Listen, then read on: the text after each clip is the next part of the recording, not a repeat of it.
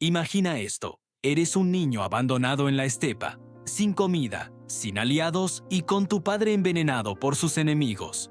Ahora imagina que ese mismo niño termina gobernando el imperio continuo más grande que el mundo haya visto jamás. Increíble, ¿verdad?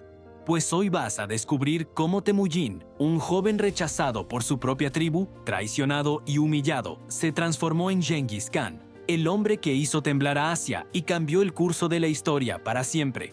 Esta no es solo una historia de conquista, es la historia de cómo el abandono forjó al conquistador más temido y brillante del mundo. Antes de ser Genghis Khan, fue Temujin, un niño nacido en las duras y vastas estepas de Mongolia, donde el viento cortaba como un cuchillo y la vida no perdonaba ni el más mínimo error. Su destino parecía pequeño, insignificante, pero el mundo y la historia aún no lo sabían. Cuando Temujin tenía apenas 9 años, su vida se partió en dos. Su padre, un líder tribal menor, fue envenenado por una tribu rival. En un solo instante, la protección, el estatus, el respeto, todo desapareció. Lo peor estaba por llegar. Sin el jefe que los protegiera, su propio clan, su gente, los abandonó. Su madre, Uelun, junto a Temujin y sus hermanos, quedaron solos en la inmensidad de la estepa. Se quedaron sin ganado, sin refugio y aparentemente sin futuro. La estepa es un lugar implacable para los fuertes. Imaginen para una familia desamparada. Tuvieron que aprender a sobrevivir de la nada. Comían raíces, frutos silvestres, cazaban ratones de campo, cualquier cosa que pudiera llenarles el estómago. La supervivencia se convirtió en una lección diaria, brutal y sin piedad. El hambre fue su primera maestra, y Temujin aprendió rápido. En ese entorno, la más pequeña disputa podía ser mortal. Cuando un conflicto por un pescado recién cazado estalló con su medio hermano Bekter, Temujin tomó una decisión que marcaría su carácter para siempre. Junto a su otro hermano, Khazar, acechó a Bekter y lo mató. En la estepa, el liderazgo no se discutía, no se negociaba, se imponía con actos de fuerza. Aún era un niño, pero ya había aprendido que para sobrevivir, y sobre todo para liderar, a veces hay que ser más duro que el propio entorno. La crueldad no era un vicio, era una herramienta de supervivencia. Los años siguientes no fueron más fáciles. La adolescencia de Temujin fue una cadena de peligros y huidas. Finalmente, fue capturado por un clan rival. Lo encadenaron. Le pusieron un yugo de madera en el cuello, humillándolo como un esclavo. El niño que había sido abandonado por su clan ahora era propiedad de sus enemigos. Parecía que su destino estaba sellado, morir como un prisionero anónimo. Pero una noche, bajo la infinita oscuridad del cielo mongol, vio su oportunidad y escapó. No estaba huyendo solo de sus captores, estaba huyendo de un destino pequeño, de ser una víctima. Esa noche, Temujin decidió que nunca más estaría a merced de otros. Mientras recuperaba su libertad y empezaba a reunir seguidores, Temujin comprendió algo esencial. Mientras las tribus mongolas siguieran divididas, luchando entre sí por pastos, ganado y poder, siempre serían vulnerables. Siempre serían débiles ante enemigos externos y ante sus propias disputas internas. Y entonces tomó la decisión más ambiciosa de su vida: unirlas a todas, bajo su mando, a cualquier precio. El camino hacia la unificación fue sangriento. Su amigo de la infancia y hermano de sangre, Jamuka, se convirtió en su mayor rival, su enemigo más acérrimo. Eran dos hombres con visiones opuestas. Jamuka defendía la aristocracia tradicional mongola, mientras que Temujin quería un sistema basado en el mérito. La estepa simplemente no tenía espacio para dos líderes tan poderosos. Las batallas entre ellos fueron épicas y brutales. Temujin no solo luchaba por poder, luchaba por cambiar las reglas del juego para siempre. Su genio militar empezaba a brillar. Utilizaba tácticas innovadoras, como fintas y ataques sorpresa, que desconcertaban a sus enemigos.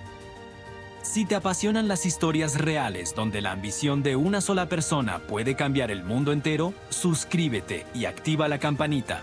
Porque lo que Temujin haría después, una vez consolidado su poder, superó cualquier límite imaginable. En el año 1206, tras años de guerras civiles, alianzas y traiciones, Temujin logró lo impensable. Convocó una gran asamblea de todas las tribus de Mongolia, un Kurultai, Allí, en las orillas del río Onón, las tribus unificadas lo proclamaron Genghis Khan, que significa gobernante universal. El niño abandonado, el esclavo fugitivo, ahora era el señor absoluto de todas las estepas. Pero un título no es suficiente. Genghis Khan sabía que para mantener unido lo que la fuerza había unido necesitaba una estructura. Y su genio no era solo militar, también era organizativo. Rompió por completo las antiguas lealtades tribales. Organizó a su pueblo y a su ejército en unidades decimales, grupos de 10, 100, 1000 y 10.000 hombres. Lo revolucionario fue que mezcló a personas de diferentes clanes en estas unidades, forzando la lealtad hacia él y hacia la nueva nación mongola, en lugar de hacia los antiguos jefes tribales. Además, instauró una meritocracia radical. El ascenso en el ejército y en la administración no dependía de tu sangre o tu familia, sino de tu habilidad y, sobre todo, de tu lealtad a él. La lealtad se recompensaba con creces. La cobardía o la traición se castigaban con la muerte. La disciplina era absoluta, férrea. Creó un ejército como el mundo nunca había visto. Sus jinetes eran la personificación de la velocidad y la letalidad. Cada guerrero llevaba múltiples caballos, lo que les permitía cubrir distancias enormes a una velocidad asombrosa. Eran arqueros expertos, capaces de disparar con precisión mortal mientras galopaban. Atacaban como una tormenta, desaparecían como el viento y regresaban cuando el enemigo ya se creía a salvo. No era solo guerra física, era una guerra psicológica. La estrategia de Genghis Khan con los imperios vecinos era simple y aterradora. Enviaba emisarios exigiendo la sumisión. Si una ciudad o un reino se rendía sin luchar, sus habitantes eran perdonados, se les integraba en el imperio y solo debían pagar un tributo. Pero si resistían, si se atrevían a desafiarlo, la aniquilación era casi segura. Las ciudades eran arrasadas hasta los cimientos y su población era masacrada. El mensaje era claro y el miedo viajaba mucho más rápido que sus caballos. Imperios milenarios que habían existido durante siglos cayeron ante él como fichas de dominó. El imperio joresmita en Persia, el reino de Xixia en China, partes del norte de China de la dinastía Jin, murallas imponentes, ejércitos que los superaban en número, dinastías que se creían eternas. Nada parecía poder detener a la marea mongola. Desde las costas del Océano Pacífico hasta las orillas del Mar Caspio, su bandera ondeaba. La estepa se había desbordado y se había convertido en el imperio más grande que el mundo había visto. Nunca antes ni después un solo hombre había conquistado y controlado tanto territorio continuo. Y todo había comenzado con un niño hambriento y sin tribu. Pero la construcción de este imperio colosal tiene una cara oscura, muy oscura. Se construyó sobre las ruinas de ciudades legendarias como Samarcanda y Bujará y sobre las vidas de millones de personas. Algunos historiadores estiman que sus conquistas pudieron causar la muerte de hasta 40 millones de personas, reduciendo la población mundial en más de un 10%. Genghis Khan fue, sin duda, un genio militar y un estadista visionario. Pero también fue una tormenta implacable de destrucción. Sin embargo, sería un error verlo solo como un destructor. Al unificar un territorio tan vasto, Genghis Khan creó lo que se conoció como la Pax Mongólica, la paz mongola.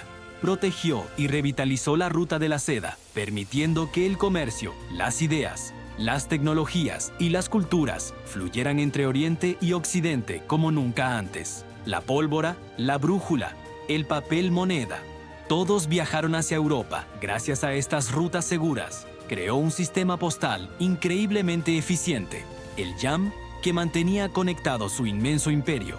Promulgó un código de leyes escrito, el Yasa, que prohibía el secuestro de mujeres, el robo y el adulterio, e instauró una relativa tolerancia religiosa en sus dominios. Su impacto fue brutal, sí, pero también fue profundamente transformador.